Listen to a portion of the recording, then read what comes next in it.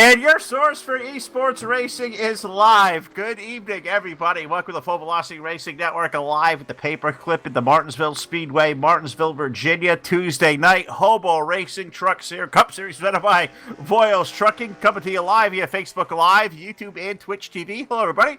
Phil Lacasse here, Blake McCandless alongside, Jack Chewin on the controls. He's the guy we may make it rock, but he makes it roll for us, and we get ready to rock and roll, Blake, for 150 laps around this tight half-mile Martinsville Speedway. The fried bologna is out. The hot dogs are out there. The grandfather clock ready to be awarded. I am itching to get this one started, buddy. How the heck are you? Doing great, Phil, and you can just feel the intensity picking up here. These guys have been at practice for a good while now. Some of them in here for an hour and a half because they know just how important this race is. It's a difficult track, very tough to get around this Martinsville Speedway and just find those extra hundredths, extra thousandths of a second to try and get the advantage. And of course, with the playoffs looming and this being the opening of the round of 8, couldn't be more pressure on these guys to come out here and perform tonight. Absolutely right. We'll update who the round of 8 is. We did that last week going off the air. We'll update it again here before pre-race, but let's take this thing trackside while we can. Let's pay honor to this great nation, the United States of America. Ladies and gentlemen, the playing of our national anthem.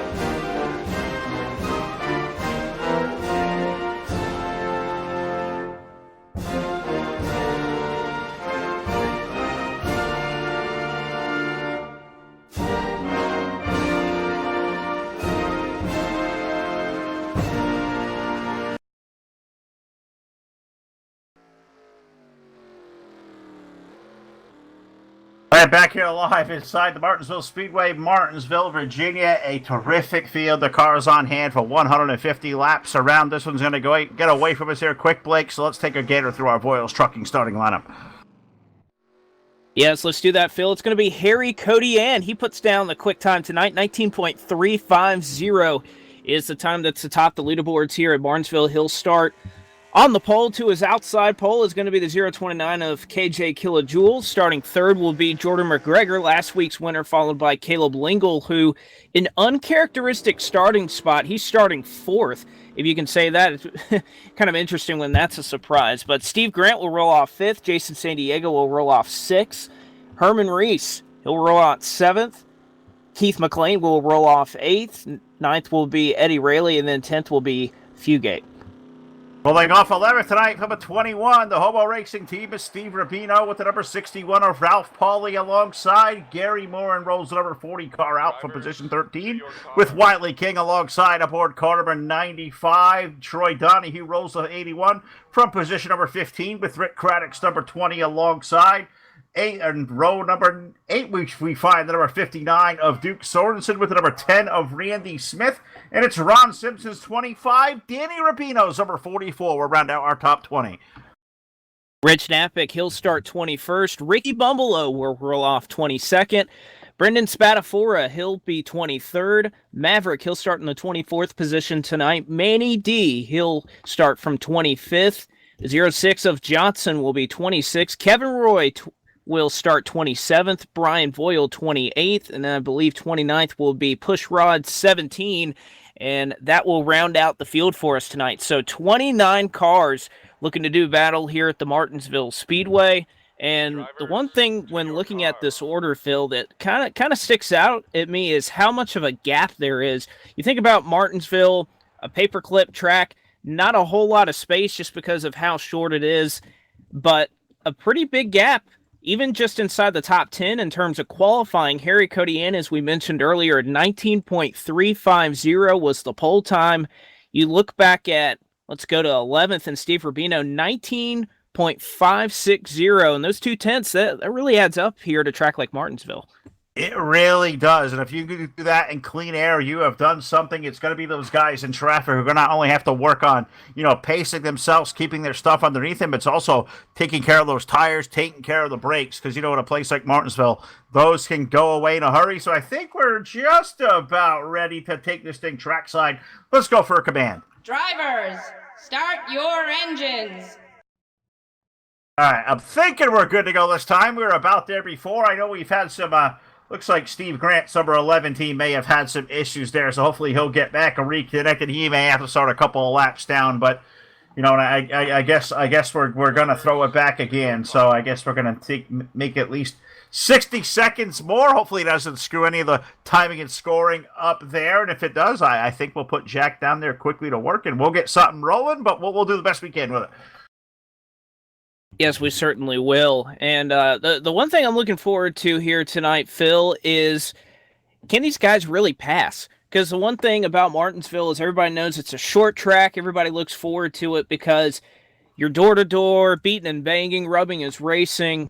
But the one thing that I guess just is kind of developed here at the Martinsville Speedway over the last several years is how much the outside line has come into play, whether it's here on the NR 2003 circuit, whether it's in the actual Cup Series race. You've noticed that the outside line, when that guy's really hanging on your door or corner exit, it's harder to make some passes out Drivers, there. Really is. You really have to let that thing roll, let it feather, and we've got to keep it underneath you here. As I know we're in a little brief delay here, and I do apologize for that. As one of our chase contenders, Steve Grant, was having some looks like issues there getting back into the race server, so I think we may be going this time. They're rolling off pit road, so we'll see if we can't get back to it. Top 8 here as we talk about the first race in this round of 8, as we'll try pulling it back one more time, I guess. So this is going to maybe mess our timing up. I guess Jack will have to work on that real quick. We do have Kayla Jules, Caleb Lingle, Jeff Fugate, Harry Codian, Herman Reese, Steve Grant, Keith McLean, and Randy Smith, our 8 drivers running here in this round of 8. This is night number 1, and if you can punch off a win here in these notches, Blake, if you pick one up at Martinsville, that is a feather in your cap. This is not the easiest of places to get the victory lane in. I know it's been feast of famine for me. I know a racetrack that really suits the way you drive a race car. God, if you could not pick this one up, that takes a lot of stress off going to the next couple of races here at Texas and the all-new ISM Speedway.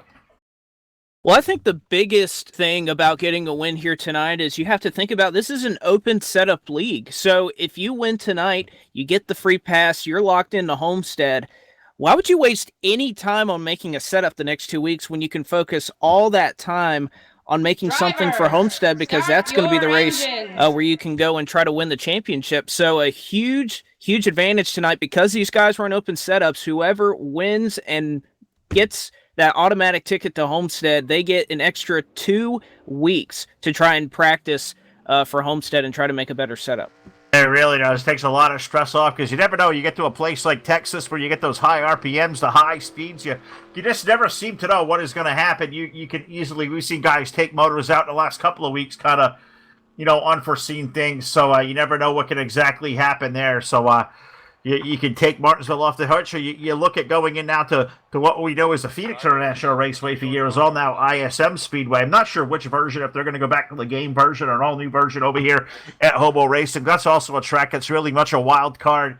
It's unique. It's flat. It's tough to get around. It runs a lot like, say, New Hampshire. You almost run it like a road course the way you run some of those corners. So you're really, really going to take care of a lot of your equipment there. So Martinsville's a big one here as we continue to hold under this holding pattern. Not sure how much longer it's going to be. We're these guys, and I give Steve and the gang a lot of credit, trying to do the best we can. No, Steve Grant did have some issues, trying to give him all the time he needs to get back here and be part of the race, because you hate to lose a championship contender on the first night after racing all year just for something pesky like a Windows issue that may have popped up to clear out your screen. So we'll hopefully get Steve Grant at this race going in shortly. Hopefully we will. And Phil, you mentioned a couple of the tracks that we have coming up on the schedule that's in this round. I'll tell you one thing that I hate, and I don't use hate lightly, is the new version of Texas. Again, I don't know if these guys will run on the new version, but anybody out there who obviously knows that the Texas Motor Speedway repaved recently. I do not like turns 1 and 2. There's just something about how many laps I've made around Texas, whether in any sim, and just you get that familiarity. It's kind of like a cookie cutter mile and a half, and then you just throw a complete wrench in turns 1 and 2. It's flat, it's awkward. I just don't like it very much. So we'll see what these guys, if they have to deal with that. And then you have to think of the Phoenix or ISM Raceway that's undergone a lot of changes recently. That's kind of a wild card in there as well. I really forgot about that, flatter surface and widening out in turn number 1 at Texas. That's going to make some interesting weeks in here, and weeks ahead for a lot of the leagues out there that may utilize it. But we are racing. Blake, the iRacingIFlag.com. Green flag, Green Civil Speedway. It is Harry Cody going to lead the field off turn 2. Cody Ann going to have the advantage, but looking to try to make a pass here on the first lap is Kilojoules. He'll be shut down by Harry Cody Ann here for a brief moment as we complete lap number 1 here at the Martinsville Speedway. And just like it was in qualifying, Cody Ann will lead the field. KJ, though, he's looking to try to sail it into the corners, having to check up a little bit. Doesn't have the position he needs to make that pass yet, but Phil, if we know anything, that 029 is going to be somebody that you're going to have to watch all night long. Absolutely right. I was talking to KJ a little while ago, and he said to me, it's not about going out there to win this race tonight. I've got some bonus points from the top of the standings. I just need a really decent finish here tonight. I feel like that'll comfortably lock me into the next round. So maybe not out there needing that press for a win, but a guy I'm sure a win would feel good. But, hey, he's running second so far. How about the run for Harry Cody out of the gate, put himself on the pole? Harry, a guy who notoriously over the years has been really good at these super speedways, a mile and a half. They never put the name Harry Cody as a short track case, but he is showing the way in a very competitive series as we exit turn 4.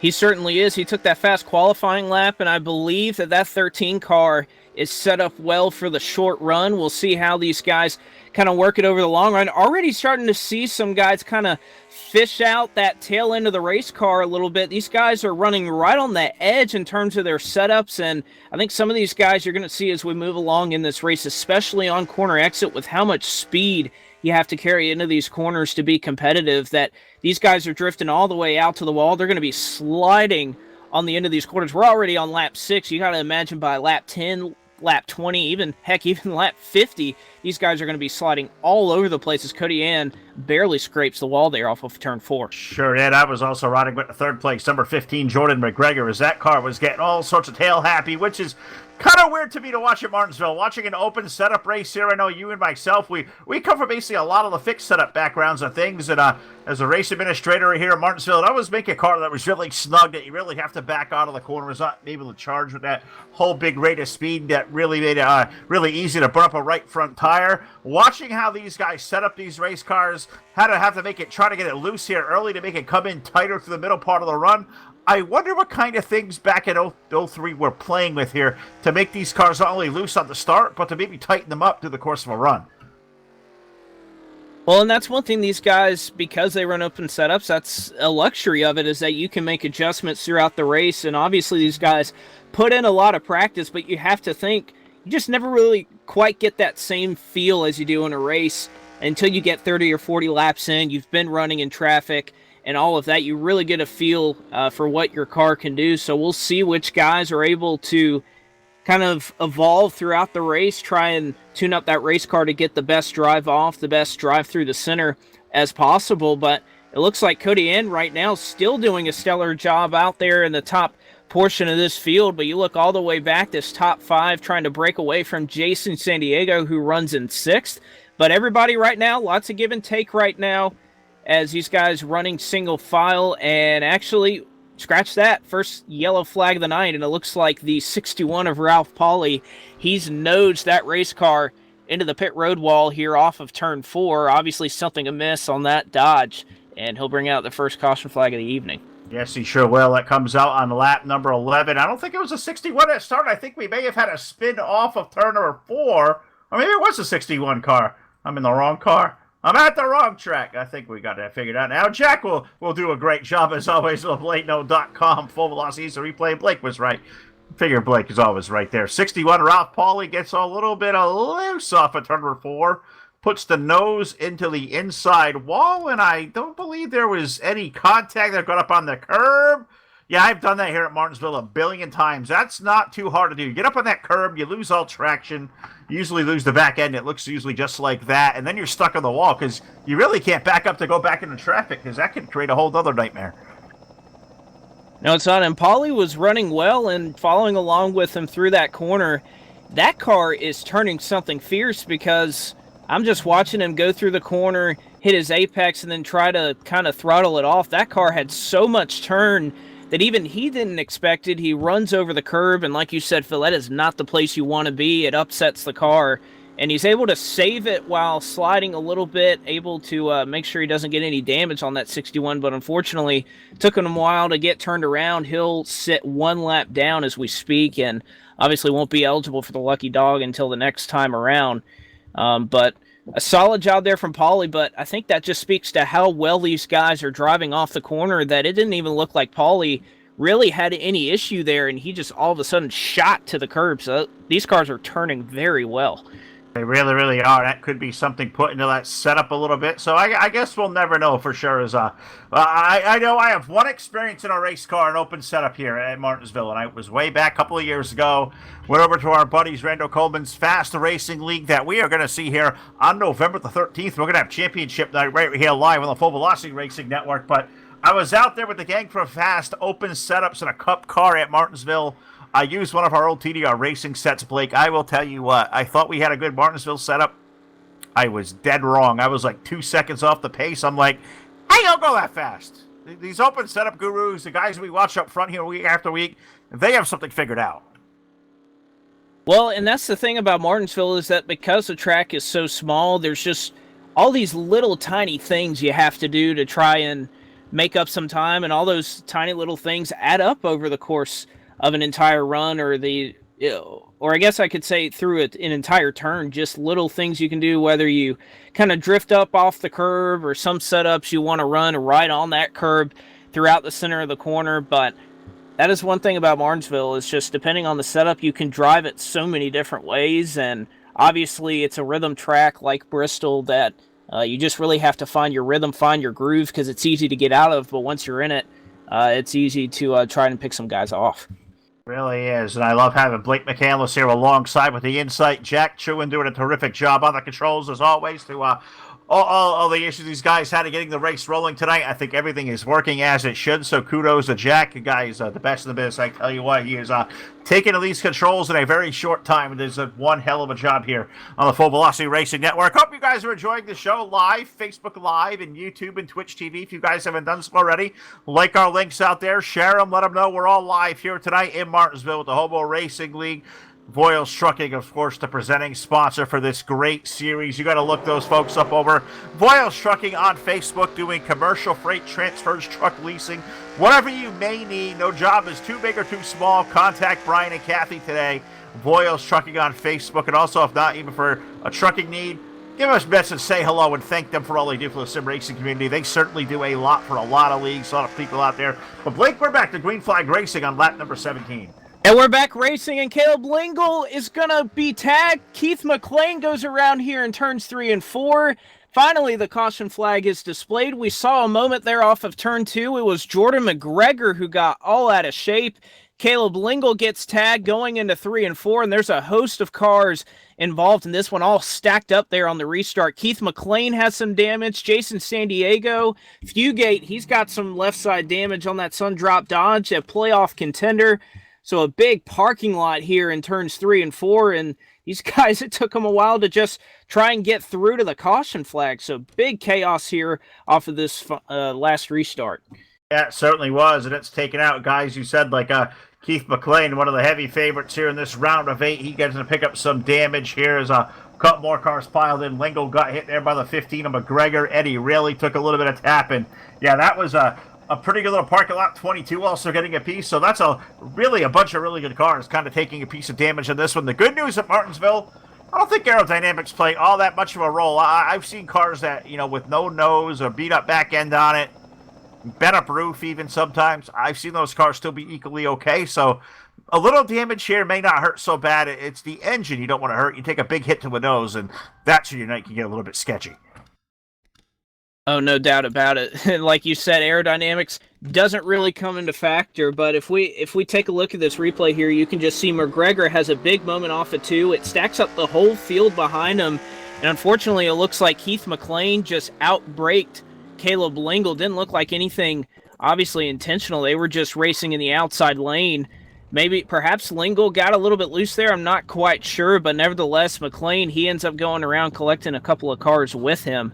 But that tells you how chaotic and how quickly things can change here at Martinsville. Once things happen, there's just not a lot of room to move around. But the other thing that kind of stuck out to me before that last restart is nobody, and I repeat, nobody but Ralph Pauly came down pit road and serviced their race car during that last caution flag. So these guys, at least right now, not very concerned about tires as much as they are keeping their track position. I think you see right there why it's so important.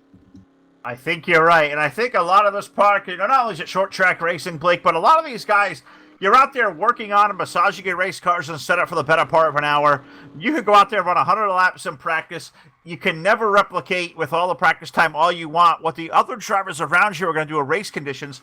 I think that's why this game and this whole sport of racing can be so frustrating sometimes, because all the hours you spend getting these cars to handle just right, something happens at a place like this right in front of you. There's not a whole lot of room to check up and hide at this flat half mile. You can roll up the banking, but there's really no banking over there in the middle of these turns to catch you. No, there's not. And, I think I kind of agree with these drivers in terms of how important track position is, because here at Martinsville and just the way this sim races here on NR 2003, it's so important to be able to get a run on a guy, and you have to get your nose beneath them to try to make a pass.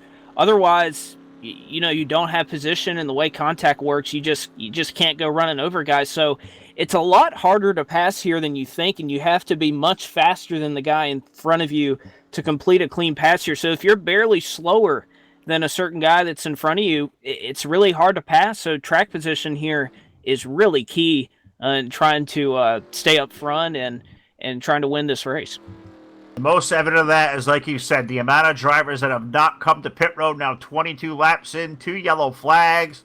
Cars really starting to, get some really good speed to the corners here on these starts. We got a little burst of run right there. So tire wear must not be a big issue. And I'm looking, we got 150 laps here to run tonight. 75 being halfway. I think you could comfortably do that on a set of fuel for sure. Tires, how much do you have to manage them here at Martinsville to make 75 laps? It's plenty doable. Do you run the strategy tonight to split this thing in half? Or if your guys up front like Harry Cody and KJ, you get another yellow, when that fuel and pit window opens, do you come in and fuel it up from then and then try to make up that track vision the whole time? If you were out there tonight, Blake, what strategy would you take? I think it depends on where you are, because you can try and split this run evenly, because these guys can go about 95 laps on fuel. As the iRacingIFlag.com green flag is displayed once again here on lap 24. But if you're somebody that tries to split it up and then you get trapped, 1 or 2 laps down because you lose so much time here under caution, pitting under green flag conditions, that it's probably not worth it. If you're a guy like Cody Ann or KJ Kilojoules, the last thing you need is a setback. You can afford losing a couple of positions if you stay out longer and lose some time on tires, if it means that you don't go 2 laps down and you're never able to recover from it. So if I was these guys up front, I would probably just run or dry. If I'm the rest of this field and I have nothing to lose, I'd do the exact opposite. I would try to split it evenly and see if I can't make up some time. Yeah, I think I would go with you on that one as well. That's pretty good work right there. We're under green now, 26 laps in. And give a shout out to my buddy Andy Margo real quick, as he always likes to just give me a poke or something during a race broadcast. And Andy, I got to say, tonight's poke, I'm a little tad bit uncomfortable with that one. I'm not exactly sure how to feel. I like the hockey mask. Hockey's always good, but that's not exactly a typical hockey mask of this tonight's photo. So, Andy, I hope you're doing well, friend. Good to see you out there. Thanks for watching, as all you are via Facebook Live, YouTube, and Twitch TV. As the field is basically, Blake, all kind of strung out single file from first all the way back about the 20th as the leaders are in turn 3. They are, but one guy that is on the move and has been able to make a couple of green flag passes after some of the guys behind him got loose is that car running in third, Herman Reese. We knew this guy couldn't be kept in tabs for too long. Had a quiet round of 12, just solidly got through, but was never really a factor up front. A lead change, though, Harry Cody Ann, he's going to let the 029 go by. He's going to dive it down to the bottom of turn 2. They're side by side here down the back straightaway. Kilajulsa made the move on the high side, so a very interesting call right there as Cody Ann surrenders that top spot. He'll put it back down and run behind him in second. But we were mentioning Herman Reese. He definitely looks like he's here to play tonight. He's done playing around like he was in the round of 12. You are not kidding. He is really good at a place like Martinsville. These short tracks really suit Herman well. I've seen him win many a modified race over the years here on these short tracks. Cup cars, he runs good, so I'm not going to be surprised to see that Cadillac up front all night long. Herman Reese running in third. Caleb Lingle running in the fourth spot, having a good run. Jordan McGregor has kind of been all the back of him in that number 15, and I'm watching a guy like Jordan after stepping away from the sim for a couple of years. He's had a really good run here, 2 wins in 5 starts, but you come to a place like Martinsville where it's really all about braking, rhythm, setting up your race car and whatnot. I'm watching him play with his brake points on quarter entry, and even when you get away for a while, you come back on a rate of speed. This joint takes a little while to figure out and get your bearings with. I don't care if you stepped away for 10 years or 10 days or 10 hours. It's a tricky joint to get around. Yes, it certainly is, and I think, we look up front once again, another lead change, and the same thing happened. Kilojoules lets Cody Ann by on the high side on the straightaway, almost like he let him go, so I'm really interested to see what these guys are doing up here. Maybe they're trying to spread the wealth a little bit. Obviously, you get 5 bonus points for leading a lap, and that can matter. Maybe KJ was like, hey man, if you let me by and let me lead a lap, I'll just let you right by and just make sure I can get those 5 points, because pretty much everyone around KJ running in the playoffs is just behind him. You have to think guys like Reese, Lingle, and many of the other contenders tonight, there's not a whole lot of points to be made up between these, so those 5 points could be huge, and maybe that's what happened there, a little bit of teamwork up here.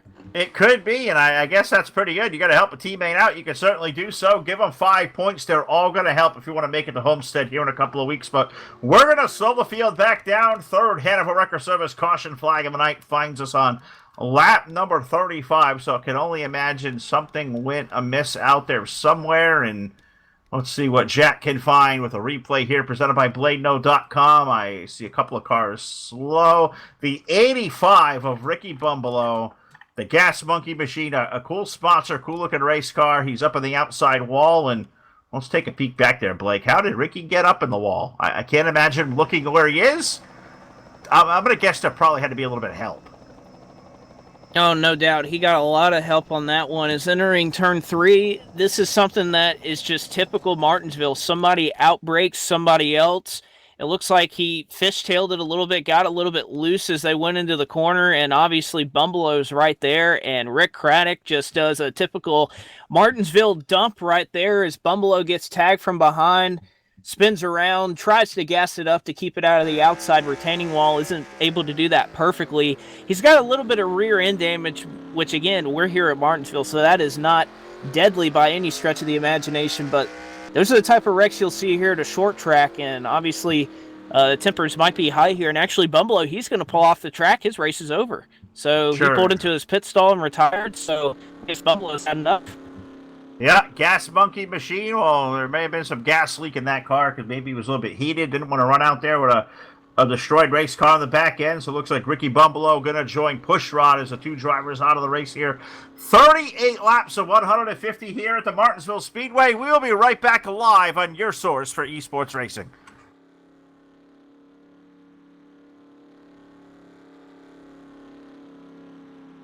Hi, I'm Brendan Spadafora, host of Full Throttle with the Gent and driver of the number 37 Two Guns Films Ford Mustang in the Hobo Racing League. You're watching Full Velocity Racing Network here on YouTube, your #1 source for esports racing.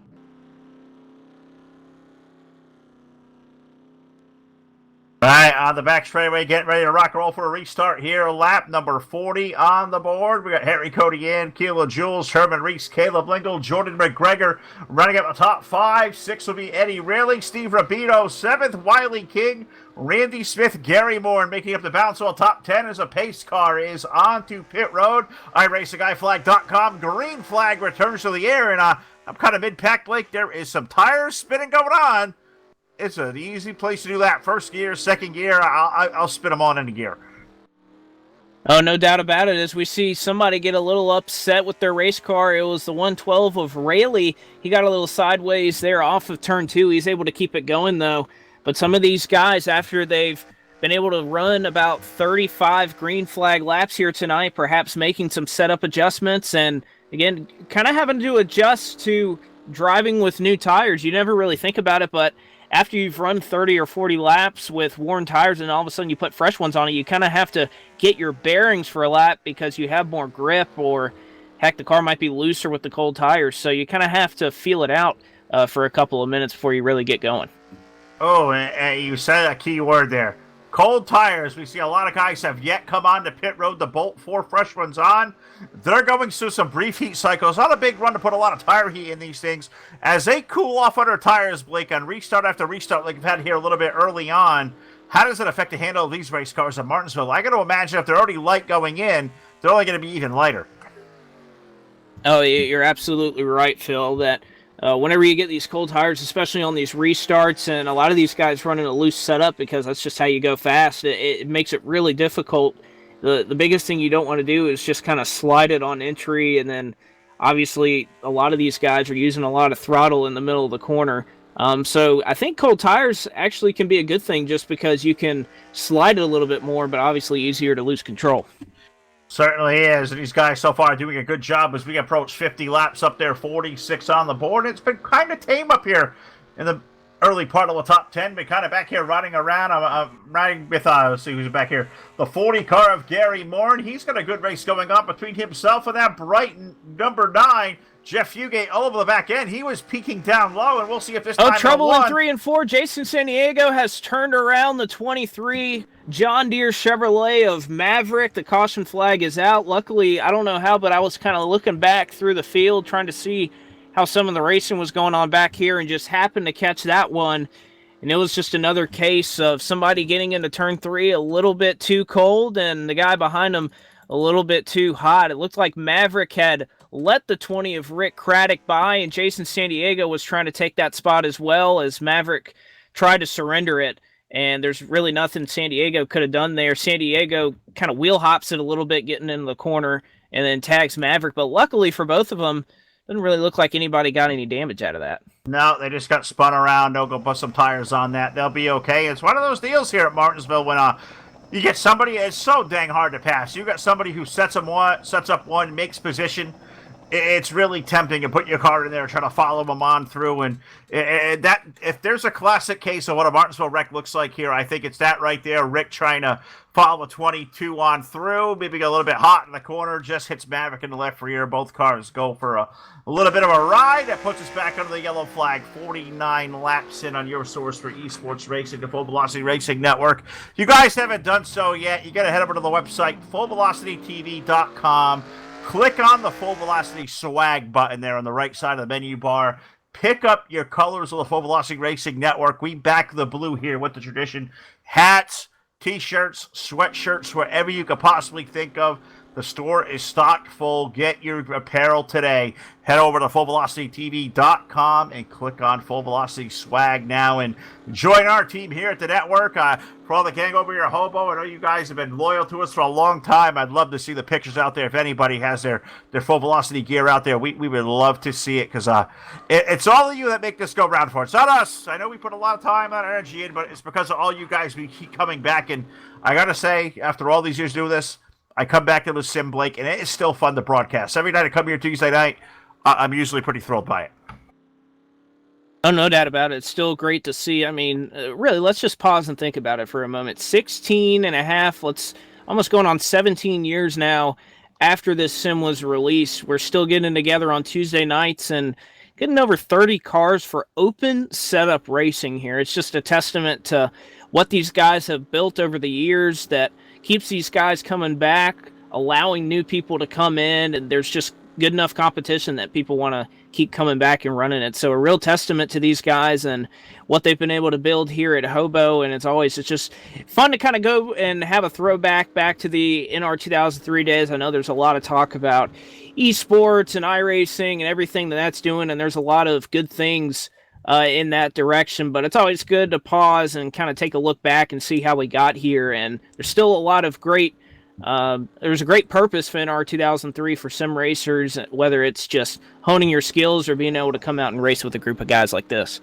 It absolutely is all correct, and we talk about, I know we do a lot of iRacing here on the network night after night, but it's this right here. This is where it started for a lot of those guys out there. This is the engine here we run that basically built what we see in iRacing today. You know, the physics and whatnot, they've expanded over time, but man, you cannot get any better. This game will live as long as guys like you want to do this and people out there want to watch and great drivers and leagues want to take part in it. So really cool to have this after all these years, still being alive and well and still having great times. And the gang at Hobo are ready to throw it down as we're ready to go back to racing. 52 laps on the board. They're short yellows because everybody out there still on the lead lap there with these early yellows, and we've had not much of the leaders come down on the pits yet. Harry Cody in, KJ, Herman Reeks, Caleb Lingle, Jordan McGregor are going to be our top 5 as we return to green. Going to be really interesting here if we somehow get to go the rest of the way. I don't know if these guys that stayed out are going to be able to make it on fuel, but of course those questions will be answered as the iRacing.iflag.com green flag is displayed once again with Harry Cody in leading us as he has much of the night here on lap 53. Still under assault, though, from the 029 of KJ Kilojoules. Still looking to pounce on any potential mistake. But how about we take a look back through the top 10? We have some guys having some great runs. We mentioned Rayleigh. He's doing a nice job running in the 6th position. How about Steve Rubino? He's worked his way up to 7th and looks like he has the speed to stay up there, if not try to make some headway forward. Look behind him, Wiley King in the 95 having a very solid run in the 8th position. Randy Smith is inside the top 10, as well as Gary Morin, and Fugate just outside of it. Of course, he's a playoff contender trying to rebound with some damage. But there are a lot of guys kind of taking advantage of the track position and having some speed in their cars tonight. They really do, and doing a great job. And a lot of these guys, as you said, guys like Rich Napick have come up from the back of the field. Rick Craddock's rebounded nicely. Haven't talked much about Brendan Spadafora all night. The 37 running in 13th. Gent Nation, I know, is alive and well per usual out there in the YouTube chat. He's having a good run here early. We know Brendan's a fan of these short tracks, being a modified enthusiast, loves places like Martinsville, and I expect him put that 37 on for a good run here tonight, if I know anything else. But so far, Harry Cody in has just about led every lap. Him and KJ swapped the lead a little bit, but it's at 13. He is really wowing me. I never said, for the years I've known Harry, I've never penciled him in as a guy that come to a short track and be a contender to win, especially with the group we see here every Tuesday. There's a lot of talent in that 13 car that even me, after all these years, is still learning, I guess. I thought I knew everybody. No doubt about it. You never know who kind of has some speed out there, and obviously Harry Cody has had some solid runs here the last couple of weeks, but obviously has taken it to another level tonight. Whatever it is about Martinsville, there are just some guys, and I think Robert Bauckham kind of comes to mind of guys that obviously have speed anywhere you go, but when they hit the short tracks, they just turn it up another notch, and Cody Ann obviously putting that on display tonight as he's leading a very stellar group of guys that typically run up front just about anywhere we go. Yeah, they certainly do, and there's a lot of really good short track races out there all over this community still. You mentioned one right there. So many great leagues that still do this in a humongously high success rate, and a lot of good ones here. Great to see Harry Cody in leading a field as we go 60 laps, and we're starting to approach halfway, so even with the speed bumps we've encountered early, this one's starting to motor its way on by through the middle stages, and so far, I mean, on a racetrack that we know is going to be tough to pass, not a whole lot of battling that we got to call, and the best one I see here by the naked eye is a race between the 20 car of Rick Craddock, who has started to run his way up through traffic. The last 2 laps, he's made his way up to 12th around the 6 car of Napick and the 37 of Spadafora. So Rick Craddock, who was a part of a yellow flag here not too long ago, he's got some good speed left of that 20 car. He's up to 12th, and he's marching there as he hit the turn 1. He is. He's taking a bit of an interesting line. He's kind of diamonding the corner a little bit more than most people, which I guess if you don't know what that means. He's kind of diving it in hard, and as you'll see here, he'll run a little bit off the curb and then try to turn it back down, get a really good exit, and get some more speed on that straightaway. He just ran a 19.808, but that car starting to pick up speed here as the run goes on. He was running in the 20s just a couple of laps ago, so Rich Craddock, a guy that is obviously able to make some green flag passes, and who knows if we can't stay green here for a little bit as he nudges it in the outside wall there, he might be able to pick some guys off here that are in front of him. Also, keep in mind, Ricky around one of these yellows, Blake, had come to pit road and put tires on that car. So you got to be thinking he's probably got about 15 to 20 lap better tires than the cars up front. You got to imagine there's got to be a little bit of advantage right now in the 20 car the grip he's experiencing versus the gang up of the top 10 that have not yet come to the pits. A little bit of a grip advantage, but obviously being in traffic, even the traffic you had to work around, that slows you up so much. These guys up front running about 19.7s and Craddock right around the 19.8 or 19.7 range, so kind of running on par with what the leaders are doing right now. But again, we have to think about fuel. I know it's a long way to go. We're not even halfway done yet. These guys can go anywhere. Fuel window is probably anywhere from 94 to 98 laps, and restarted with, I believe, right at about 100, a little bit more to go. So if we can keep it green, some of these guys up front may start to sweat a little bit, because guys that pit that last time, guys like Keith McLean, who is still struggling for track position, really had nothing to lose by coming down pit road. He might actually be helped by being in that incident earlier, being able to make it here to the end on fuel. Could be, and that's one of those things to think about, and that's why I love having Blake alongside. What I've learned so much racing with him over the years and talking to him, and he thinks fuel from the second the green comes out. And I'm going to tell you what, if the executives out there in network TV land, if Larry Mack ever hangs up that calculator and takes the fuel mileage out of it, I think you better give Blake a call, because guy's one of the best at figuring out these fuel mileage races. How do these things all play out? I can't imagine, Blake, how many races you've won or lost over the years just by watching fuel and knowing how it's going to burn off early on in the race here. You're a guy, the first lap of a race like this, you're looking and saying, okay, I can go to here, I can save this much to the yellow. I don't know how you do it, but it works for you. And I wonder how many guys out there get that.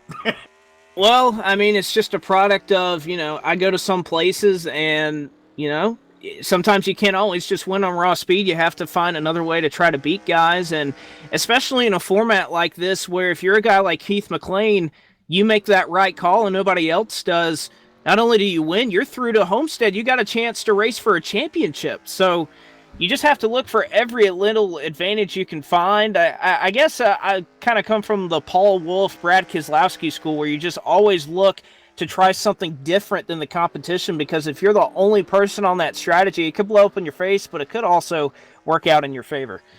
You make me feel so old when you talk about guys like Paul Wolf, because I remember back in the day, and this is a long time ago, Paul Wolf was a driver in the Busch North Series for a little while. 06 car. I'll never forget it. So long ago, but I'll tell you what, guy who's just made a brilliant career out of doing this and that, this calculating fuel, winning a lot of races. Brad Case had a lot of success with Paul over the years. It's good to see those guys still getting after it out there on the NASCAR world. As we approach halfway, 73 on the board, as we were about to go through a rundown. We have that yellow hanky back over the field. Yellow, yellow, yellow on the racetrack. And I saw the 61 car, but a little ploof of smoke. I'm not sure if that's where the yellow came from, though. Well, I'm trying to look through this field, and no, it's not going to be for smoke. It's going to be for the fact that he spun his car around here in turns 3 and 4, and he actually pulled it off the racetrack. He's going behind the wall, and he may be done, as I believe, he retired from this event. So Ralph Pauly deciding to call it quits here, and it looks like he just got a little bit loose running on the high side of 3 and 4. And unfortunately, that brought out the caution flag. Didn't do a full 360 as he did that first spin that he had earlier on the exit of turn number 4, but unfortunately is enough to trigger that yellow flag. So that's the other thing, Phil. We talk about fuel mileage, and you can watch it like we were talking about earlier, but this is an instance where it doesn't work out in your favor if you're a guy like Keith, and you just have to take the good with the bad. Sometimes it works, and sometimes it doesn't. All right, so I guess this is going to be the money time to keep our attention toward the leaders on the racetrack. So look toward pit road, and look, they're all there. They all come in. They all put tires on. They all gas it up. I think the majority of the field, Blake, up front, I believe they were all on there getting 4. They were, and as we were exiting pit road, I don't know if we can go and watch a replay. I may make Jack do a little bit of extra work here, but there was an incident coming off of pit road involving Caleb Lingle. He was side by side with Herman Reese as they were coming off of pit road, and there's a backstretch wall here, obviously at Martinsville. Used to be a little bit of well, obviously it separates the racing surface now, and it's where the Cup Series garages are, but there's some barrels at the end of the pit road there, and it looks like Herman Reese and Lingle racing hard off of pit road. It tagged Lingle, and he hit the barrels, and he's got some damage on that 113 machine. So Caleb Lingle running up front all night inside the top 5, looked to be just biding his time. He's going to have to come down here, and I believe there is heavy damage because he ran through those barrels. Oh, it's destroyed. And indeed, he did have a bit of a... It doesn't look like there's anything on the nose, but not sure if there's some good engine damage. Obviously, the back end of that car has since been ripped off, but huge implications here for a guy that is competitive every time he steps out here at Hobo. He's got some major damage, and it was all off of being tied off of pit road. Sure was. And man, that certainly sucks for the 113 right there. A championship contender, and that car it's got some damage to the left front. It looks like the rear end of that car is just completely tore off. Left side, all completely caved in. Tough break for Caleb Lingle.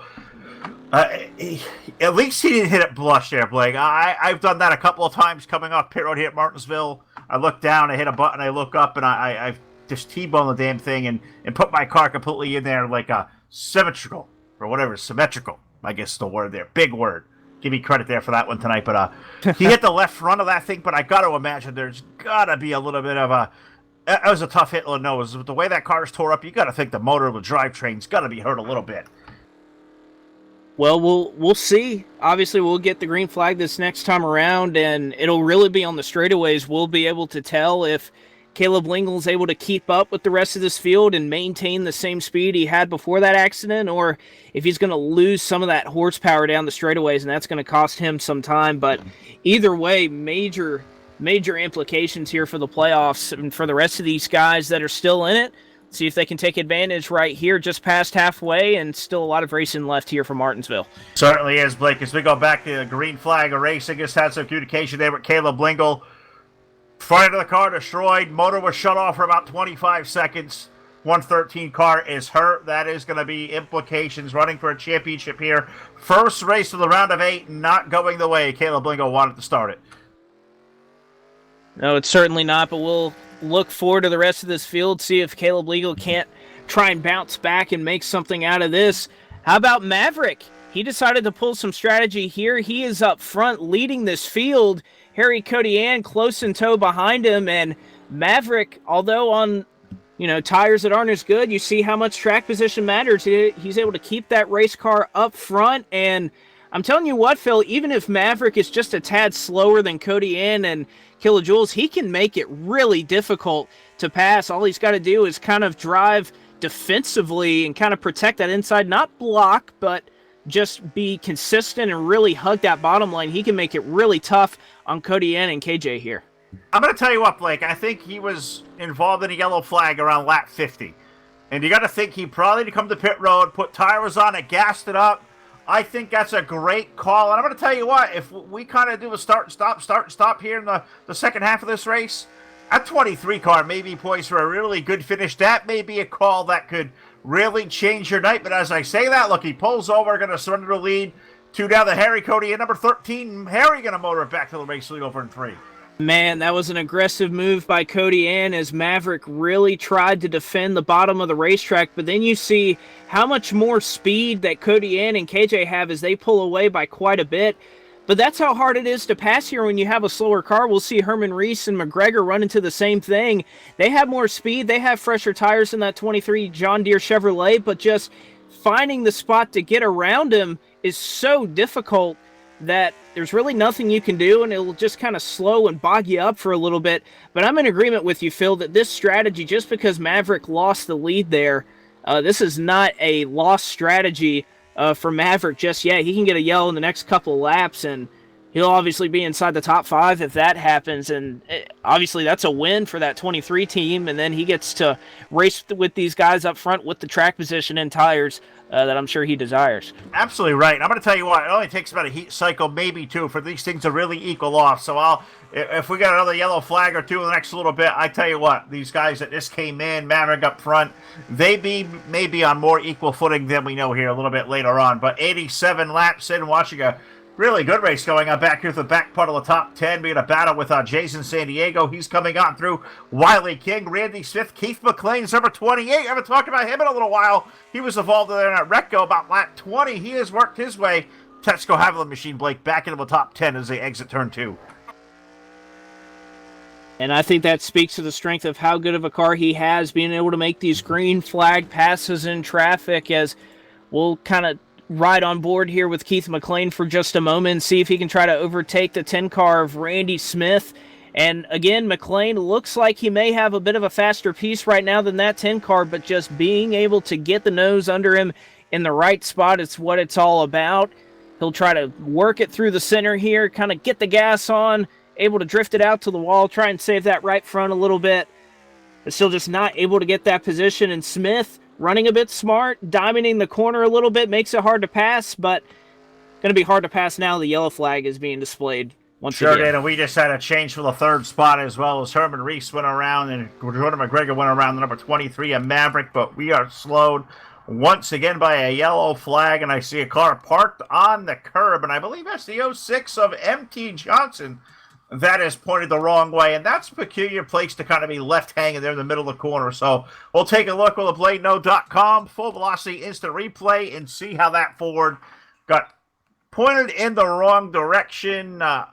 It's a 50-50 shot here. I'm going to think he may have just looped it by himself. Could be wrong, been wrong a billion times, but I think he got down into 1 and 2 a little tad bit hot and just lost the back end. He did. He got in a little bit hot, lost the back end through center, and once you're drifting, it's just really hard to get out of it. He actually does a good job. He locks the brakes up, makes sure he stops, but unfortunately, it was the 81 of Troy Donahue who was just behind him. He gives him a little love tap right there. Actually, that's not just a love tap. That's going to have some smoke billowing out of the 81 Ford as he went by. It didn't look like that was too hard a contact, but nevertheless, perhaps Donahue had some damage before that, or wow, that was not a hard hit, but unfortunately for Donahue, it doesn't matter. He's got major damage on the nose of that race car. It looks like MT Johnson will escape mostly unscathed, but heavy damage for Troy Donahue as he's going to pull it off, and he's going to call it a night. So really interesting contact there. Troy Donahue is out of this race, and Phil, I'm just like you. That did not look like that should have caused that much damage, but unfortunately, that's just how some of these things happen. Wow, I just can't believe that there had to be underlying issue there. That wasn't hard enough contact to really ruin that race car. And looks like Troy Donahue going to call it a night there in the 81. That definitely stinks for him. MT Johnson around there. Yellow flag on the racetrack. And I tell you what, Blake, as we work under the yellow flag, and it's got another message from the 113 camp. Can tell you I've lost a lot of power, a little slack coming out of the turn. So tough break for Caleb Lingle. He was stuck back there at about 18th. It is going to be tough sledding. He's going to have to need a lucky break to get back up there in this thing. He is, but it's not all for loss. Obviously, a guy like that, you lose some speed down the straightaways and whatnot. That's going to hurt you. But if there's one track that you want this issue, it's going to be Martinsville, because no matter how much engine damage you have, as long as you can still turn the thing, you can go just as fast in the corners as anyone else, and if anything, maybe helped a little bit because he's probably going to save some tires, just not running as hard as some of these guys. So Lingle, it's not all for naught. He can still try and run up here. Oh, there's trouble in the middle of us pacing under caution. MT Johnson went around once again. Keith McLean sent him around here in turn 1. What a development here. It didn't look like anything intentional. Perhaps McLean had a window pop up or something, but somehow he got into the 06, who obviously brought out that last yellow, and Johnson's going to go around under yellow. Man, You think when you kind of seen it all, you really haven't right there. Now, I think we've kind of all been on the wrong end of right into that thing a couple of times here. Under yellow, you have something pop up. It could be something as silly, Blake, as looking at like your tire wear, checking your fuel, or just kind of glancing, maybe even texting and driving. Keith wouldn't text and drive, would he? But looks like something weird happened. Is he just hits the back of the '06, and MT was already having a rough night. It just got a little bit rougher for him. I hate we're hating on the guy so much for it because he's out there just trying to run his race to stay out of the way, and for the reason of 28, I don't know what he was doing. And I have to correct myself there. That was not MT Johnson. That was Randy Smith. The paint scheme's very similar on these cars, but luckily for Smith, he doesn't lose his spots or lose any spots. Don't think he sustained any damage either. So a correction on that. It was Randy Smith who went around, but he's still going to maintain his track position as we're back under green flag. Sure are. Harry Codian going to lead him back to green. Keela Jules, Herman Reese, Jordan McGregor, Eddie Rayleigh now for the top 5 in a single file restart, 96 laps in. So we approach 50 laps to go here in Martinsville, which is not going to take too long here at all, as we're going to put some good racing on. And can that 13 hold off one of the best behind? KJ, a guy who says, Martinsville, not my favorite. I'm going to do the best I can. I would say second so far. If he was to walk out of here with that runner-up spot, I would say job well done. I'm sure the driver would be really happy to exit Martinsville with a second-place run. Oh, no doubt about it. You think of a guy that is obviously, whenever you come to a racetrack you struggle with, you just want to go in there and not do any damage. And obviously, once you get this far in the playoffs, everybody in that top 10 is likely going to be competing with you. To have most of them, if not all of them, behind you is got to be really satisfying feeling for KJ, and all he has to do is maintain his track position. He'll certainly have a top 5, if not better. And who knows if we can get a 50-lap run here at the end. You always know that he's a threat to try to come here and win this thing. So he's doing a very solid job tonight. As the rest of these guys still trying to keep pace with them. Still about it seems like we've gotten a 2-car breakaway most of the night here with Cody Ann and KJ. But again, I just wouldn't put Herman Reese, Jordan McGregor, the newcomer, I wouldn't put those guys out of the conversation just yet. No, I wouldn't at all, Blake. But I'm looking at the back part of the top 10. I'm going to tell you what, a guy we haven't talked a lot about. I know we talk about Randy Smith quite a bit, Steve Grant. Well, they also got another car on that Speedland team, and that is the number 95 of Wiley King. Wiley is having one heck of a night. 95 car up in the top 10, currently running in 7th as we work under yellow. That's a guy right there, Blake, who we don't see run up front a lot, so I want to make sure we highlighted that 95 car. The Pontiac running good. He's up in the top 10 throughout the balance of this race. He has been, and something weird happened there with the 06 of MT Johnson. He was running along, obviously, after that last incident, was running 1 lap down in the 23rd position. He was about a straightaway in front of our leaders when he just kind of randomly drifted up into the wall here in turns 1 and 2, and he didn't spin or anything. He just got stuck in the wall and then came to a stop on the exit of the corner, and that's what brought out the yellow flag. Not really sure what happened there. I think he was just trying to get off the track, and perhaps maybe he was going to think of pulling it behind the wall and kind of hitting that escape button and retiring. He has done that since. But in doing so, I think he was trying to be courteous and pull over for the leaders, and in doing that, he just came to a stop, and unfortunately, that's going to bring out the yellow flag. Yeah, sure did. MT Johnson, 06 car out of this one. He'll finish up 23rd. Joining Troy Donahue, Ralph Pauly, Ricky Bumbleau, and Pushrod behind the wall. 103 laps in here at the Martinsville Speedway. We'll be right back here live with the call to restart. Right here live on your source for esports racing.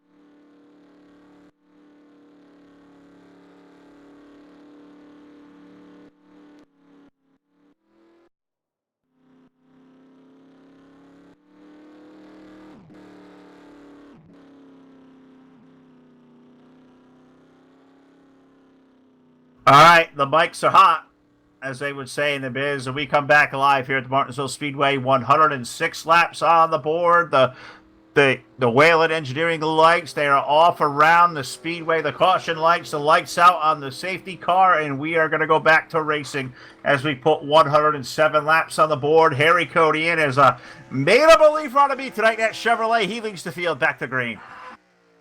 He's able to lead him to green. However, Jordan McGregor got a great restart. He's looking for a way around Herman Reese, isn't able to get it done.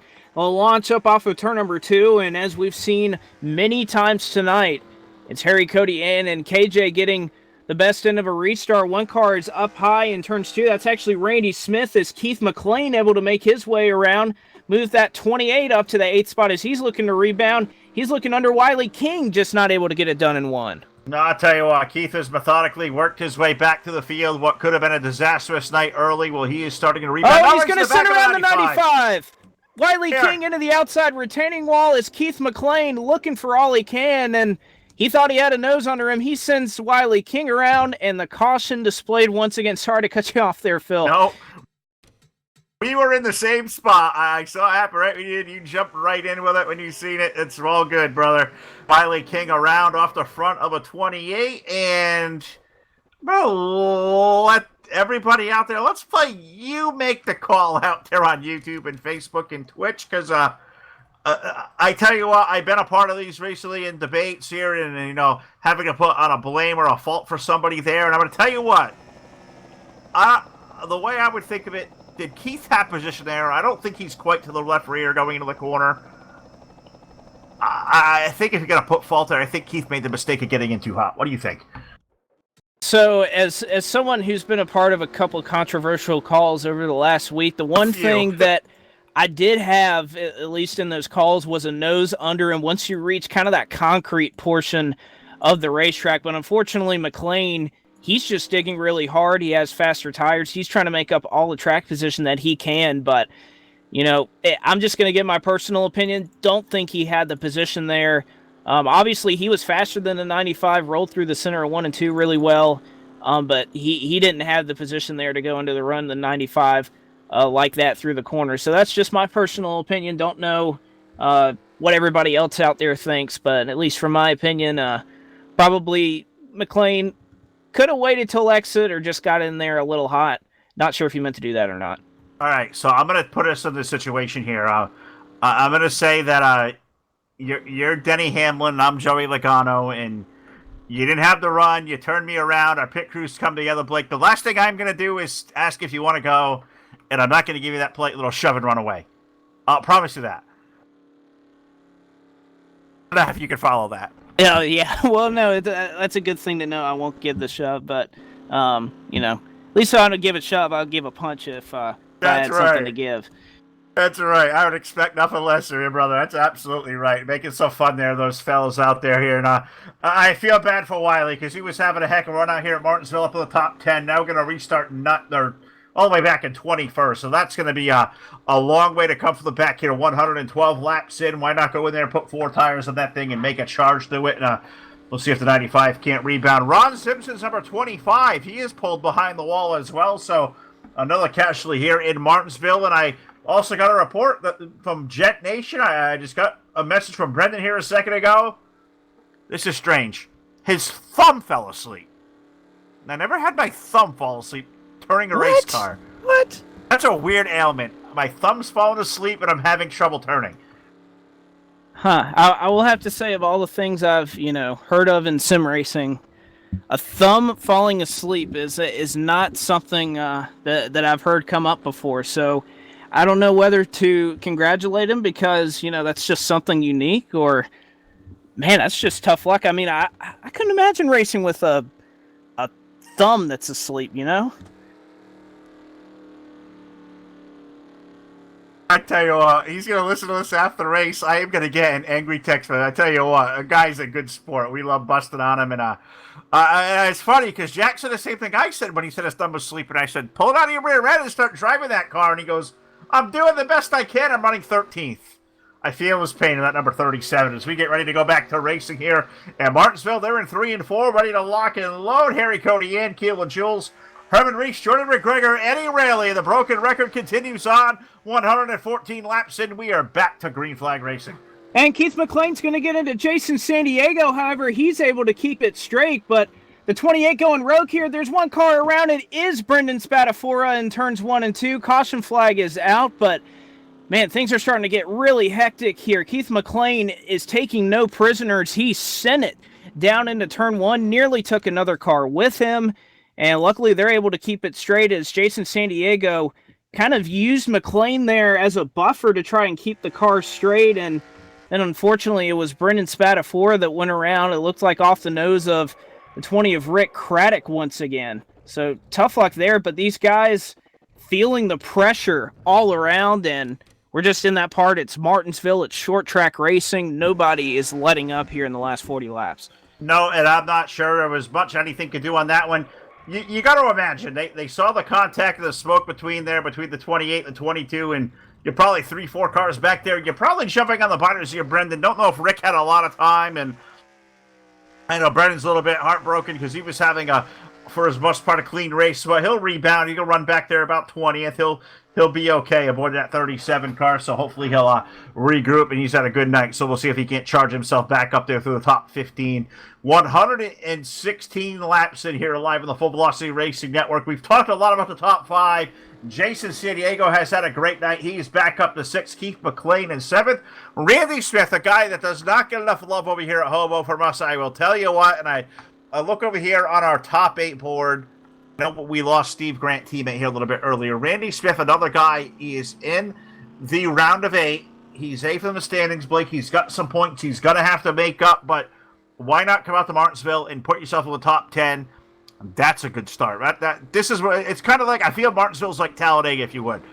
It's a survival race. You really got to hear one piece, and so much of this place is beyond your control. Kind of like at those big super speedways. We go 200 miles an hour there.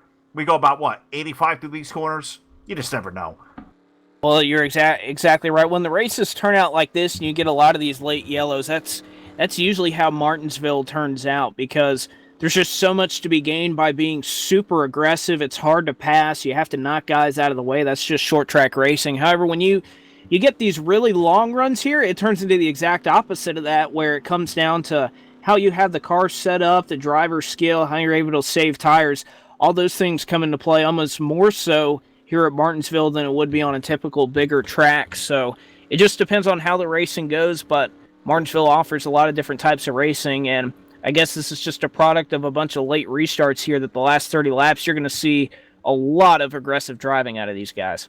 I think you're absolutely right. And all the gloves are about to come off, and we're going to hope these guys left their feelings at the gate tonight, because short track racing has a way of bringing out the best and the worst of all of us. And for the top 8 out there coming in tonight, guys like KJ, Caleb Lingle, Jeff Fugate, Harry Codian, Herman Reese, Keith McLean, Randy Smith, and also Steve Grant, who unfortunately we lost right before the race here tonight.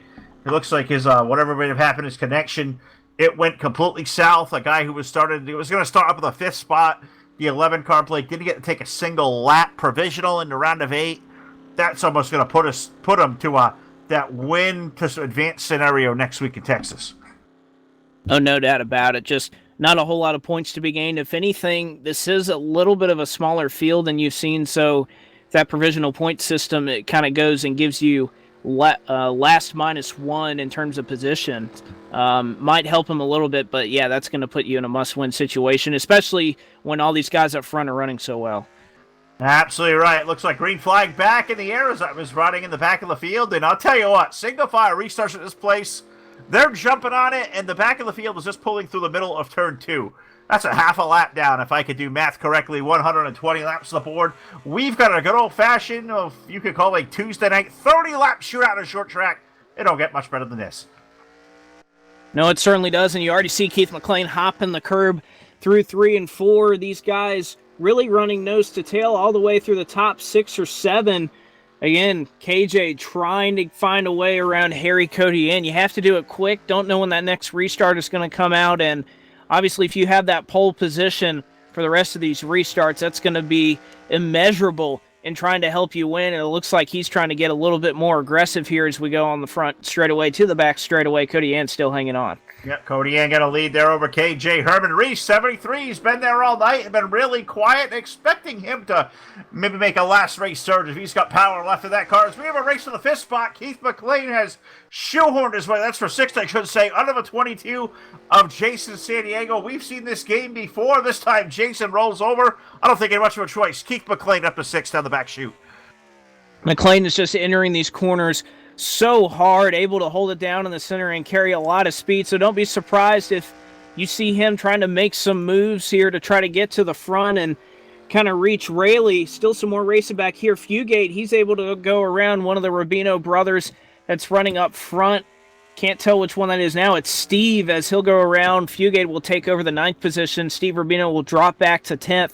So great racing as these guys really starting to turn the heat up here late in the going. They really, really are. It's been a lot of fun to watch here tonight for sure. And we're now 125 laps going on the board. I've been back here, top 4 are very much tame right now. Top 5 are very tame. I've been watching that Texaco Haviland Ford number 28 trying to charge his way around this place. And they've always told me, Blake, that at Martinsville, slower is always faster. I don't think he got the memo because I've never seen anybody drive into these corners as hard as he is, slamming on that brake pedal, seeing the noses bounce off the racetrack, come back up and laying the throttle. It's also starting to slow him down. Is slower really faster?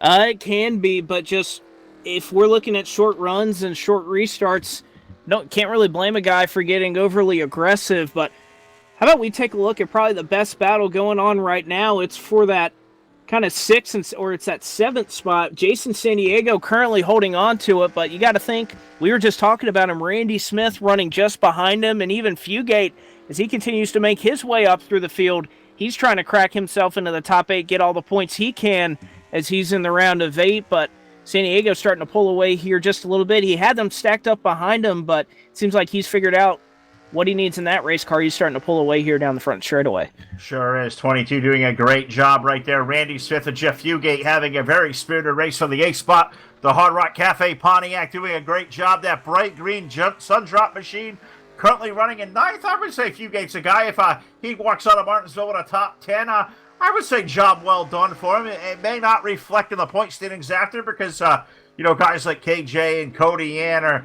even Herman Reach, they're going to have better finishes if this thing finishes right now, but you got to think coming into Texas, one car maybe is on his door here trouble. and is turned over here at Martinsville. It's Kevin Roy. Trouble off the exit of turn number 4. He gets sent up into the wall. He gets tagged by, I believe it was Brian Voiles, who had nowhere to go. He rode on his door and flipped over here at Martinsville. So how about that? A turnover here. Flip count is at 1 here in Martinsville, and that sets up another late restart as the caution flag is out, and unfortunately Kevin Roy got the worst end of that one. We almost had a leaner, almost a turtle. I'm going to tell you what. The flip count is definitely one. On the wheel, stuck the landing, grabbed the gear, kept it going. Race car don't look all that bad either. So Kevin Roy does a little adventure, upside down, around, on the wheels. I'm going to tell you one thing. Don't open the beer. That's probably not going to end well. I think he did, because now he's going behind the wall. That's really unfortunate right there. Obviously, Kevin Roy kind of qualified in the back tonight, was quiet for most of the night, was running around the 18th position when that happened, but it just looks like he got a little bit bent out of shape. We'll see if he had some help there. Believe he may have got tagged in behind by the 95. Actually, no, he checked up there to avoid getting into the back of Danny Rubino on the exit of corner 4. He had to check up just a little bit, and really there was nowhere for Wiley Keene to go checking up there on the exit. Roy was trying to get out of the way, and unfortunately Voiles, he's exiting the corner. He has nowhere to go. And then Roy was on the gas, kind of tilted that car a little bit and actually got it to roll over here. So gave the fans a show, but unfortunately caused a lot of damage to that Coors Light Ford. He's behind the wall, and he's out of this one. Yeah, unfortunately for Kevin Roy, he's had a really good year and going to be out of this one just about 15 to 20 laps shy of the finish. I'm not sure. That's not a turtle. It's not really a leader, but that's a full flipjack. Do we get a point on that one? What's the scoring on that?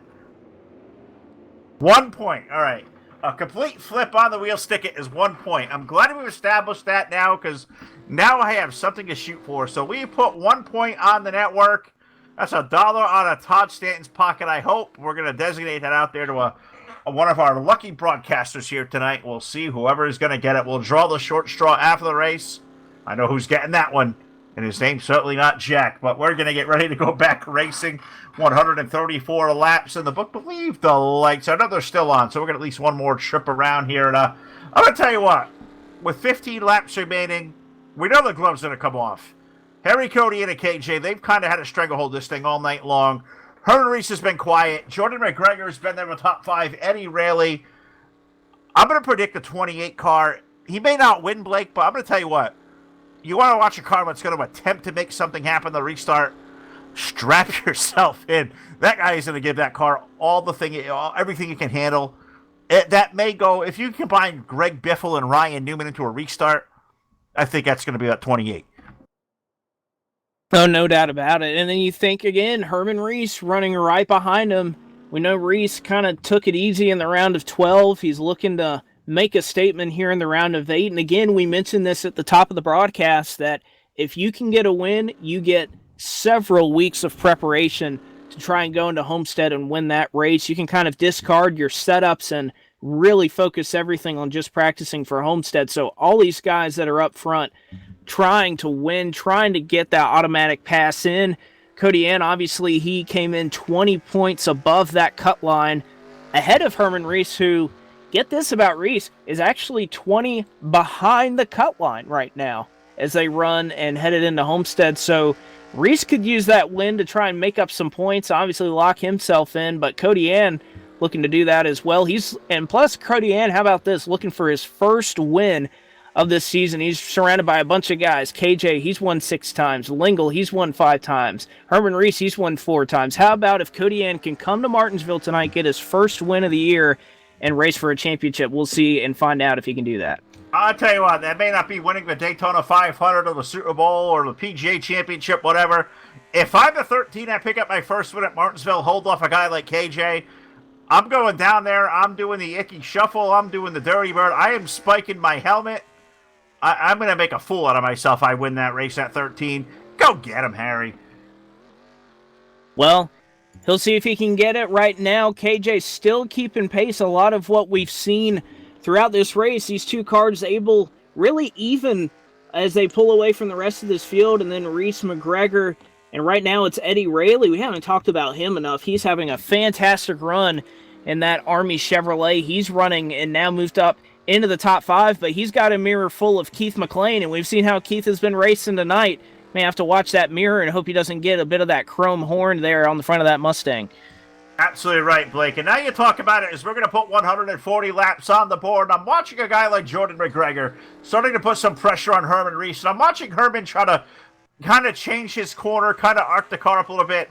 At what point is it time to start peeking in the mirror and maybe attempting to take the line away from the guy behind you trying to set up that pass? I mean, you don't want a full-on block. You might get to that point eventually, but the biggest thing you want to do, if a guy's faster than you behind you, you just want to run about half a lane up from where you would usually run so they can't get under you. It also kind of slows them up and allows you to get a good corner exit. But right now you see Reese defending there fiercely, and obviously McGregor feels like he has a faster race car, but you look right behind him too. Rayleigh trying to do all he can to keep McLean behind him as well. McGregor gets a good run off of 2. He's going to peek it down to the inside. Will Reese give him the lane to run? He will. He's going to try to hang tough there on the outside, though. Good job there by McGregor. Reese will have it at the stripe.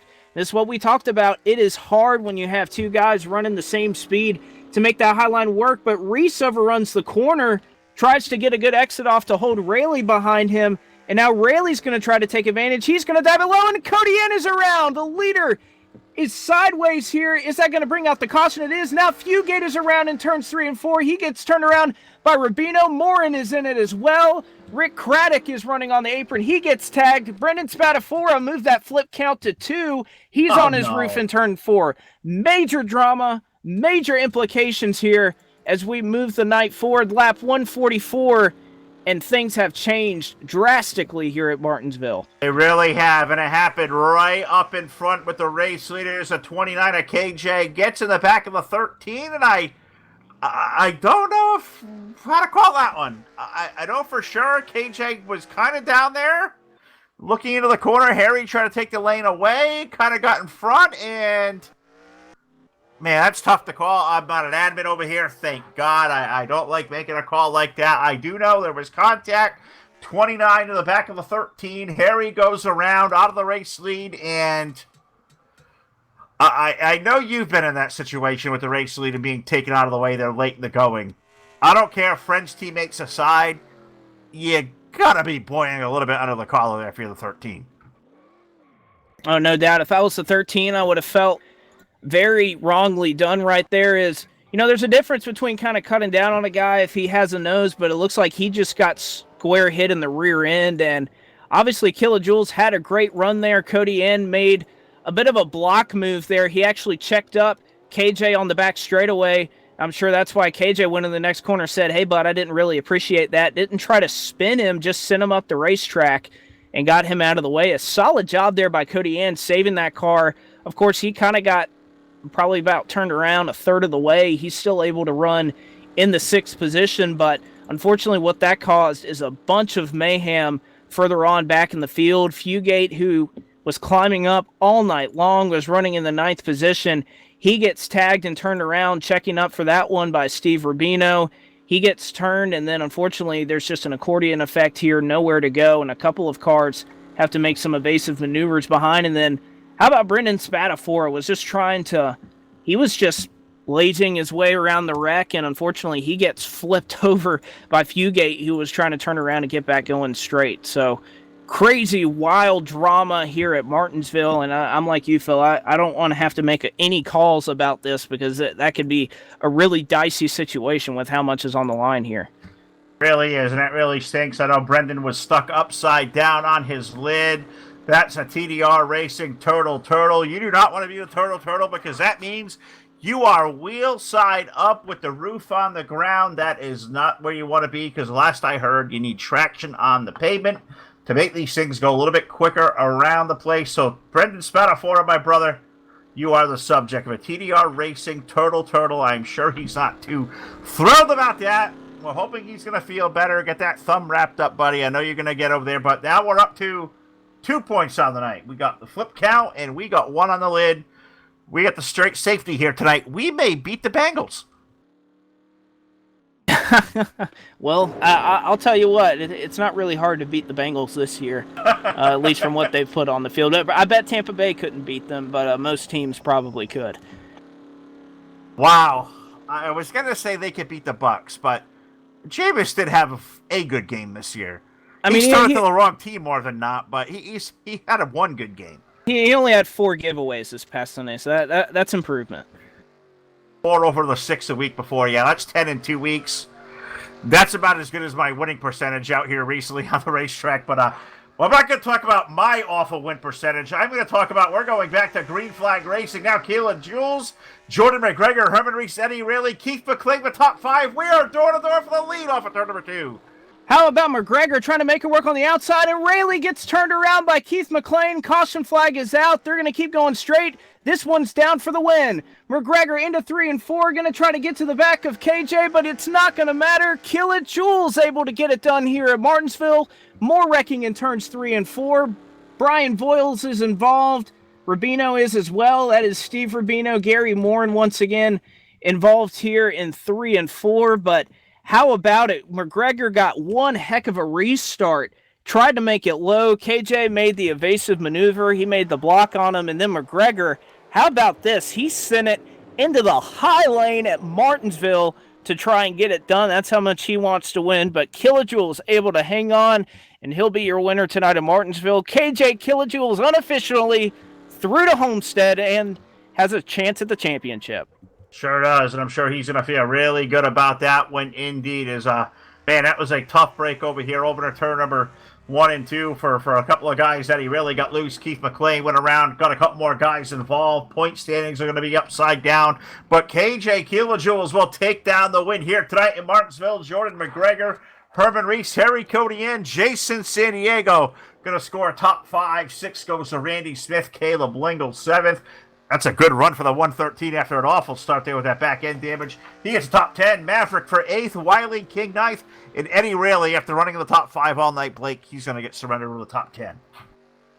And I feel really bad for Rayleigh there. He did a fantastic job all night, kept his nose clean, and unfortunately, when you get these late restarts, that's just how things happen. There's so much on the line for these guys having to run hard.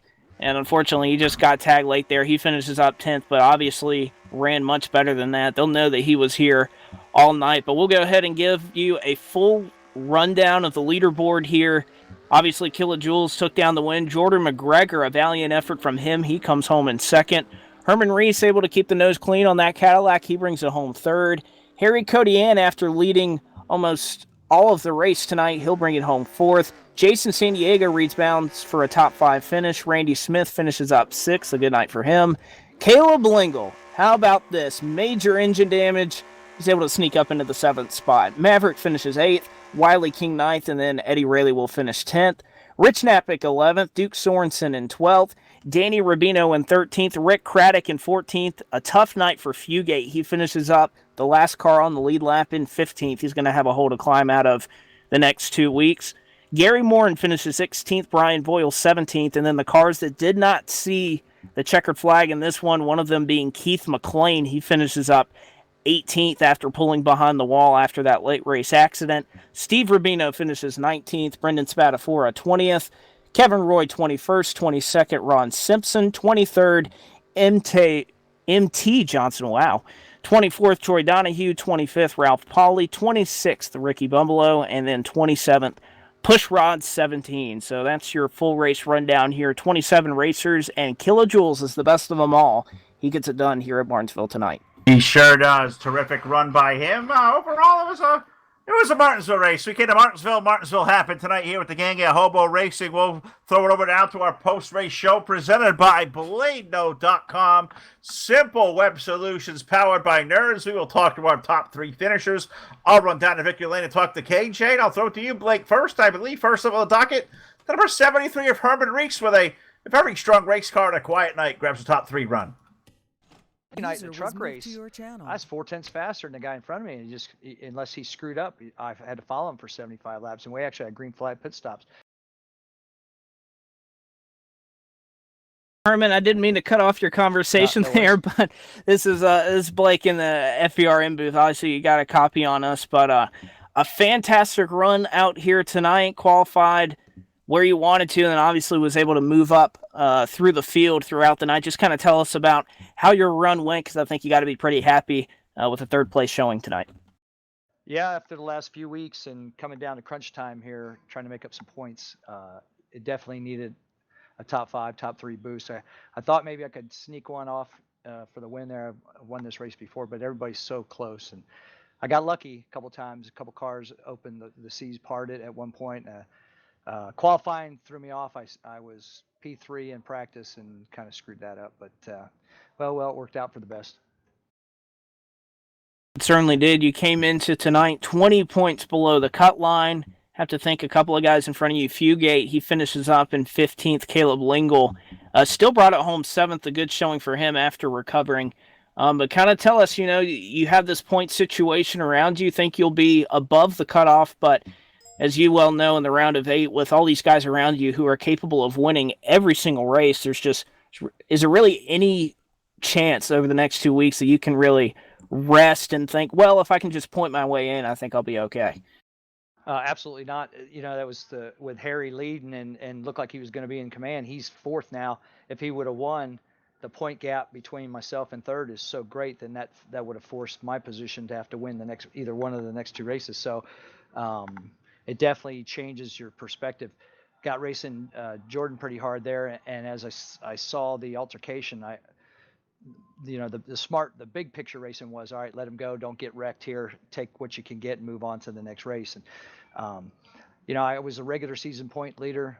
When it ended, I made up 300 points in 10 races, so I'm not too worried. I won last year by 500 points in the regular season. I know how to do the points racing. That this win and you're in kind of throws me off a little bit. Oh, it certainly does. But how do you feel about the next couple of weeks coming up? Obviously, you have Texas, you have Phoenix. Kind of tell me about those tracks, what you're looking forward to. You think you have a good piece there?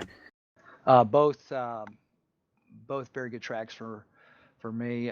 One here in Hobo at both tracks already in the Cup Series and all the support series. So I'm looking forward to it. But there's a couple of guys now that have to win. Keith McLean is absolutely fantastic at Phoenix. KJ's on such a roll, though. I don't know if anyone's going to be able to pull it off. He may win out. And Texas is definitely that's a crapshoot. There's about 10 or 12 cars that can absolutely win there. I mean, this year the competition is by far the best that it's been, and I think my 5 seasons here. I think we can attest to that as we've been following along for a good portion of the last few months, and we've definitely seen a lot of different guys kind of throw their names in the hat trying to win races here. But I guess that'll do it for our conversation. I'll throw the mic to you one more time, try to give anybody a shout out there. We had a good crowd on hand tonight. Go ahead, Evan, and give them a shout out for coming out here tonight. Well, I thank Hobo Racing, Dan and Steve for putting it on each week, and the sponsors, Brennan, Brian Bowles, and you guys for coming on and putting this show. It's fun to go to work on Monday and show these guys what you guys do, and especially on the good nights like tonight. So I appreciate everything you guys do, and we'll see you next week. Certainly hope those guys at work will enjoy the show. There's a lot of good racing to showcase tonight. And that is Herman Reese, ladies and gentlemen. Drives the number 73 Cadillac, and he brings it home with a third-place finish tonight. Obviously, we'll see if we can't talk to him a little bit more over the next couple of weeks. But another guy that we'll bring up here who brings it home second tonight, it seems to be a weekly ritual that he'll walk up here into the booth and talk with us after the race. That's Jordan McGregor, who brings it home second. And Jordan, that was a crazy last restart there. Kind of bring us through that and kind of tell us what happened from your perspective, because it seems like you had a really good chance there to try to get by KJ. Yeah, I had a good chance. I just didn't get under him quick enough. Should have gone just a tad bit earlier, so I at least could have had a nose under him. He took that away, so I tried to go up top, and I just couldn't make it stick. It just shows how critical qualifying is here. Had the wrong setup loaded for qualifying, which put us third, and it's a bummer because in all honesty, I think we had the fastest car on the track. If we could have gotten up front, we'd have stayed up front. But hey, congratulations to KJ. He ran a good race. Congratulations to Herman on his third place. He ran a good race too. Him and I had a good battle there. It took me forever to get around him, but it's a tough place to pass. Super tough. We were just talking with Herman Reese a little bit, and he was talking about a place like Texas. There's 10 or 12 guys that could possibly win that race, and it seemed like there was a lot of the same here, where there were just 5 or 6 guys where whoever got the track position out of those 5 or 6 cars that just had a lot of speed, it seems like, you could have gone up there and won this race because, like you said, it was so hard to pass. Do you think, you have a couple of tracks coming up, Phoenix, Texas. Do you see the same kind of happening there, or do you think it'll get a little more strung out? I think Texas we'll see a group of 5 or 6 cars that are running up front probably. Phoenix is a little bit more of it's a skill track, so you're going to have 2 or 3 guys that are probably driving away from everybody there, but it should be great racing nonetheless. All right, Jordan, it seems to be a ritual at this point. I'll throw you the mic one more time. Your 6th start in this series. You almost brought it home for your 3rd win, but 6 starts, 6 top 5s. Can't really argue with that, but Jordan, I'll hand you the mic. Go ahead and give anybody a shout out there, because we had a pretty good crowd watching this race. Yeah, thanks, Blake. Hey, appreciate all of you guys for putting on a great broadcast. Appreciate Steve and everybody here at Hobo for putting on a great series. Got to give a shout out to Caleb. He had some real bad misfortune there coming off of pit road, just kind of a freak deal, and came back and got a good top 10 finish. Just a great race, and we'll see you all next week in Texas. We certainly will, folks. That's your 2nd place finisher tonight, Jordan McGregor, looking to get it done and see if he can't tab that 3rd win in the series for him this season next week. But one guy that does add to his total tonight, 7 wins in 2019 and a ticket to Miami. That's KJ Kilojoules, who's caught up in BladeNode.com victory lane with Phil Lacasse. Yes, he has. He is down here once again for the 7th time this year. When we talked earlier, bud, and You told me Martinsville, not my favorite track. I just want to get out here, survive with a good finish. Did you ever think here late in the go you would put yourself in victory lane? But it may be bittersweet, but I'm sure you're going to hate the contact even a 13 had as well. Yeah, I feel bad for Harry. I don't know. He kind of blocked me there coming on turn 2, and he kind of blocked me again going to 3, and it was just a bad entry. I couldn't get off of him. I didn't mean to hit him, but I mean, it's just short track racing. It's so hard to get that track position on people. You got to take chances sometimes. If you'd have asked me last week, I'd have been happy with the top 15, but I put a ton of practice in it because this is one of my worst tracks. So I really worked on improving it because it was a chase race, and right position, right time. I ran good all night long. I never got below second. I just kind of rode around behind Harry there trying to save my tires till the end of the race. Now, Blake and I were talking here during the broadcast, and we said, if you can get out of here with a win to put yourself in the homestead, you're looking, next couple of weeks, you got tracks like Texas or Phoenix. Does the work of one of those two tracks, putting these setups together, knowing that you definitely get a race at Homestead for a championship, or is the focus starting to stray to, hey, we have to make sure our Homestead piece is good? Honestly, I'd like to win the next two to put the pressure on everybody else to points race in. I knew I was kind of in good shape for Homestead. I had such a huge point lead over 4th place. Unless something crazy happened, I was going to get the Homestead. But it's nice to go ahead and get it out of the way. I can kind of experiment next week. Phoenix, I got a really, really good setup at Phoenix. I've won, I think, probably the last 2 or 3 at Hobo at Phoenix. So not really worried about the next 2. It's just practicing for Homestead now. Yeah, exactly right, dude. You put a hurting on him again here. A 7th win of the season. I know you picked up quite a few here in the chase that we've been over here for, and 2 more races to go before we get to Homestead. You can try some different things. I like the mantra. I want to go out there and win both of these races. Put the pressure on these guys a points race. I hope you do, because that's going to make for a lot of draw for us to call butt of the next couple. But congratulations once again. A job well done to you. A lot of great people behind you and family you got to thank for this one, bud. Great to see you back here in victory lane. All right, thank you, Phil, Blake, and Jack with the camera work. All right, buddy. Well, good. Well, I'm sure we'll do this again really soon, maybe even as soon as next week here in Texas. Tonight's winner, KJ Kilojoules, picking up the win tonight here inside the Martinsville Speedway. And now, I think, like I said, we come to Martinsville, you kind of expect the unexpected. I don't know if the unexpected. I think we kind of all know after billions of laps on this joint what Martinsville can bring as far as a racing with a good crowd, Hobo, open setups. It lived up to what I think it was going to be, and the late race fireworks, yeah, I expected that too. We had a little bit of everything that makes Martinsville great. No doubt about it, Phil. It ended up being a great race. Really kind of didn't change things up in terms of points because KJ was leading coming into tonight. He gets the win. It would have been really interesting to see how everything would have shaken up if Harry Codian was able to hang on there and win.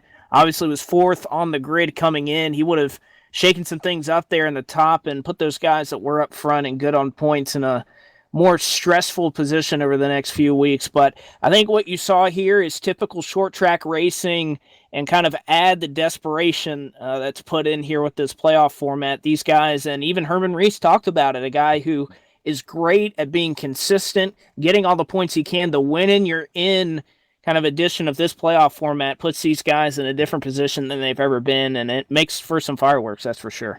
It certainly does. You put up a format like the old Skyle Chase, or a win to get in, or I don't know, do a scramble, do we get playoffs? I mean, there's so many different ways to go about it. You put all that out there, and it makes for some terrific TV and a lot of drama and some good racing out there to all these leagues. Great job by Stephen Bino, all the gang over here at Hobo Racing. A lot of fun. We'll be back here live next Tuesday night. But tomorrow night, we're coming at you in a big way as well. A full velocity doubleheader. As normal, we'll see Todd over at DWRL for a round of Wednesday night street fight show on Wednesday night. But a very special event that came to us about a couple of weeks ago. We are going out for the very first time to our friend Keith Jeffrey over at East to West Promotions, and we got an awesome race tomorrow. The Mischief 125 iRacing Whalen Modified Tour style at the New Hampshire Motor Speedway. That is going to be a lot of fun for 125 laps around. The 3 of us will be there. We hope you are too on the Full Velocity Racing Network. Thank you all for playing along, and we'll see you back here live tomorrow night with another round of the Full Velocity Racing Network. Good night, everybody.